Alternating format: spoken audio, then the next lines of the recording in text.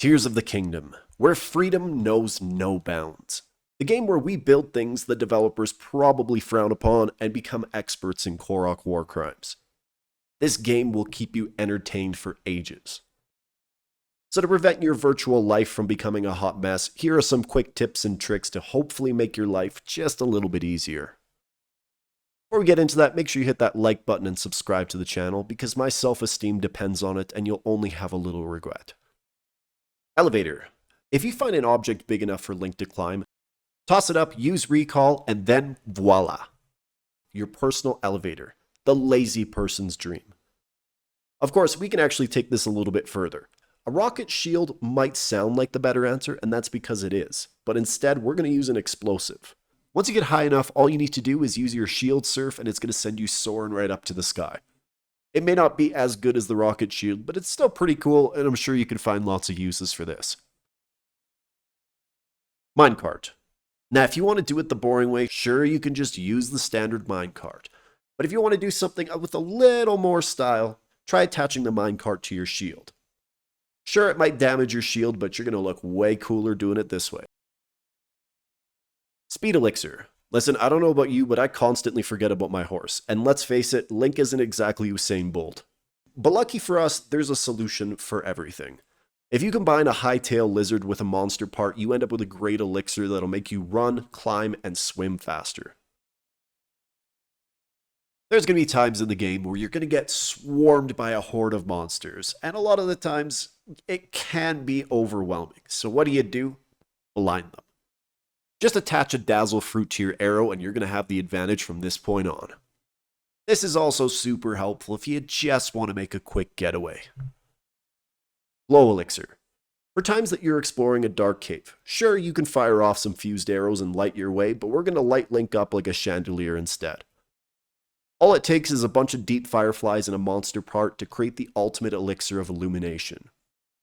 Oh, and friendly warning, if you want to avoid looking like a dimly lit disco ball, make sure to throw in more than just one firefly, otherwise you're going to end up with this one that you see here on the left.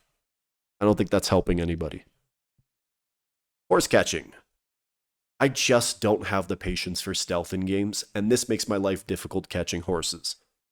But if you use an ice arrow, you can freeze them right into place, get close enough until they thaw out, and then get ready for your new companion because you just got a new horse. Sure, it might make you question your moral compass, but it'll save you lots of time, and that's more important. Gerudo Desert. Now, if you're entering Gerudo Desert for the first time, you probably don't have heat-resistant gear. You could use some chill shrooms, but if you want to avoid timers, try this. If you attach an object to your weapon that gives you ice attacks, this will actually keep you cool. The great part about this is that you're free to explore without worrying about having enough items or the time running out. Of course, make sure you don't overuse this in combat. There is a bit of a cooldown on the ice, and once that's gone, you're going to fry all over again. Glowing Rabbit. I don't actually know what these are called. You probably have seen these glowing rabbits before. You shoot them and rupees come out. Now, I'm not a very good marksman, and if you're in the same boat, try this. Get Link up in the air just a little bit, and once you're there, draw the bow, and you can now fire away in slow motion until your stamina runs out, and you're going to collect a lot more rupees this way. Plain jelly. Now, you might have lots of useful choo-choo jelly, and one that, well, isn't, but we can fix that. If you want a specific element, just drop a bunch of the plain ones on the ground and fire that elemental arrow at it. And now you have something that's a little more useful. Freeze them. Just by attaching white choo-choo jelly to your shield, any monster that hits it will freeze into place. Really helpful for the ones that have shields equipped, just going to make your life a little easier. Muddlebot.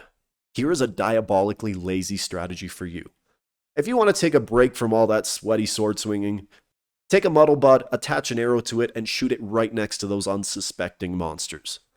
Watch as they enter a cloud of confusion and chaos, tearing each other apart like Keeping Up with the Kardashians, but with goblins. I guess technically that's still the same thing, isn't it? Offshroom. You might remember this from the trailer, but it's super useful. Personally, I'll attach it to a shield just so I'm close enough to a monster, and then when they attack, puff. Big cloud of smoke shows up, and now that they can't see, you can actually use a sneak strike instead of a regular attack. Rocket shield. Using rockets in the game is great for reaching high places, but there's still another use for it. I'm sure there's probably a lot more, but this is the one that we're talking about. If you need to get somewhere quick because you forgot your horse again, Just use the shield surf with the rocket attached to it. Even if you're on flat ground, it's going to send you flying. It may not last super long, but it's still going to give you a good push in the right direction. Sticky Elixir. Climbing in the rain will forever be the worst thing ever. At this point in time, you might not have the frog suit yet either, and if that's the case, try this elixir. If you add a sticky elixir and a monster part to the pot, you will now never let rain stop you again. Of course, potency is important, so make sure to keep that in mind when making these. Alrighty everybody, that's going to cut it for this video. Hopefully some of these tips helped you out even just a little bit. Before you go, make sure you hit that like button and subscribe to the channel. It really does help get my content out there. Thanks so much for watching, and I'll see you in the next one for more Zelda content.